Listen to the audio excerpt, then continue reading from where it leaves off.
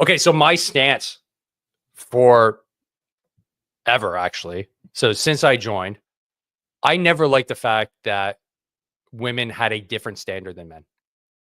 And you may disagree with me on that, but when we're doing the job, the standard should be the standard, because the job is not forgiving.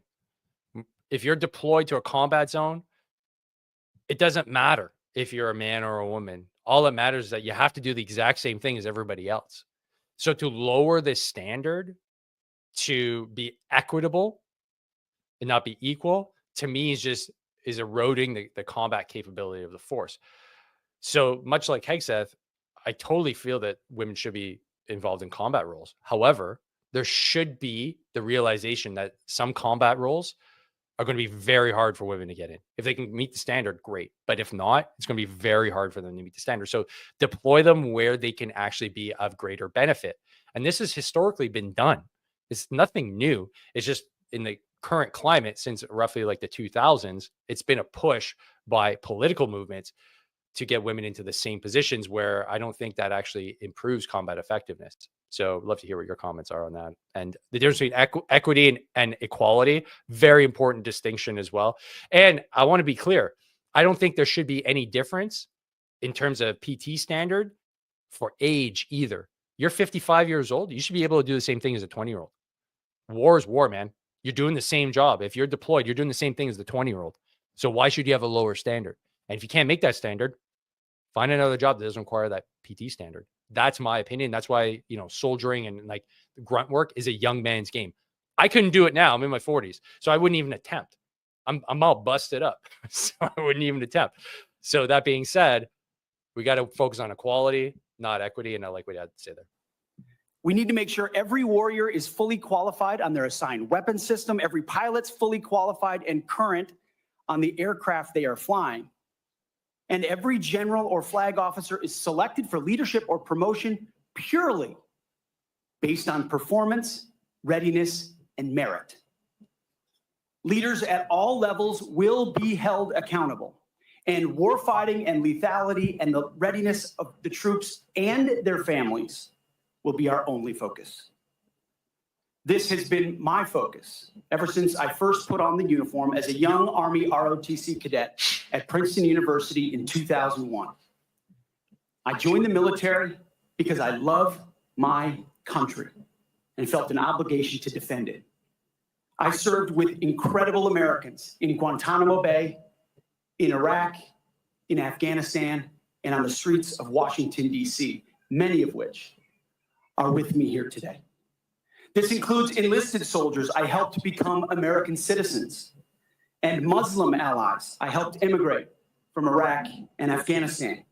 Because when I took off the uniform, my mission never stopped.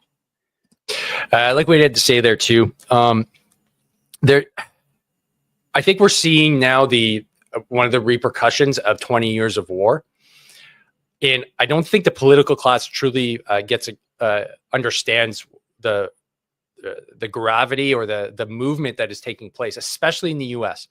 20 years of war that was instigated by the U.S., or let's say the events of 9/11, but propagated for 20 years by the U.S.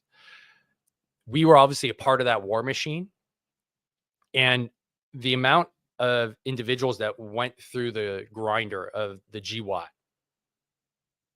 now have a perspective that I don't think the political class really has understood, because they kind of swept us under the rug. They don't want us to be Secretary of Defense. They don't want us to be Minister of Defense, although we've had a Minister of Defense, Harjit Sajjan, that fought in Afghanistan. However, his reputation has been tarnished tremendously. But I think there's a new generation that's coming up that's going to be a lot more politically active. They're going to be doing a lot more for the benefit of the country. And my stance is very much on hey, we got to do this together. And at the end of the day, we're all Canadian. And your political ideology, my political ideology, has to take a back seat to what's good for the country. And there's a principled stance is a hard one for a lot of people to get their heads around, because a lot of times they want you to take an ideological stance that is either left or right.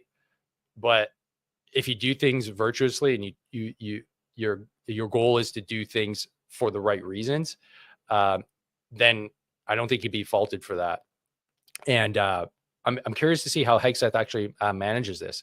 I'm going to show you some more videos here. But what he said about, bringing Muslims over from Iraq, Afghanistan, like a lot of people, I just got called a right-wing fucking Nazi, whatever, on Twitter, because if you take a stance on a certain aspect, people want to put you in a box, right? I had the honor of helping out 2 Afghan families come here. What would somebody who's like very much on the left side of this, the political spectrum, say to that if they're calling me right-wing? Like, I'm helping out these individuals that are supposed to be like your chosen people, right? Because you want to have as many immigrants here as possible, because that seems to be like what your side is pushing. But then how do you put me in a box because you're trying to call me a racist? Well, what I'm doing is clearly not a racist thing. So then how do you, it's because we've siloed ourselves. And I hope Hegseth is going to have a really important part in making sure that the military doesn't silo itself and can be a force for good. And I think this will benefit the veteran population. Curious to know what you guys think. Now, it is true and has been acknowledged that I don't have a similar biography to defense secretaries of the last 30 years. But as President Trump also told me, we've repeatedly placed people atop the Pentagon with supposedly the right credentials, whether they are retired generals, academics, or defense contractor executives. And where has it gotten us? He believes, and I humbly agree, that it's time to give someone with dust on his boots the helm. I like that. A change agent, someone with no vested interest in certain companies or specific programs or approved narratives. My only special interest is the warfighter.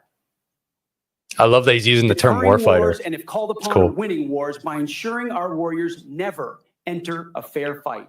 Hells yeah. We let them win and we bring them home. Like many of my generation, I've been there. I've led troops in combat. I've been on patrol for days. I've pulled the trigger down range, heard bullets whiz by, flex-cuffed insurgents, called in close air support, led medevacs, dodged IEDs, pulled out dead bodies, and knelt before a battlefield cross. This is not academic for me. This is my life. I led then, and I will lead now.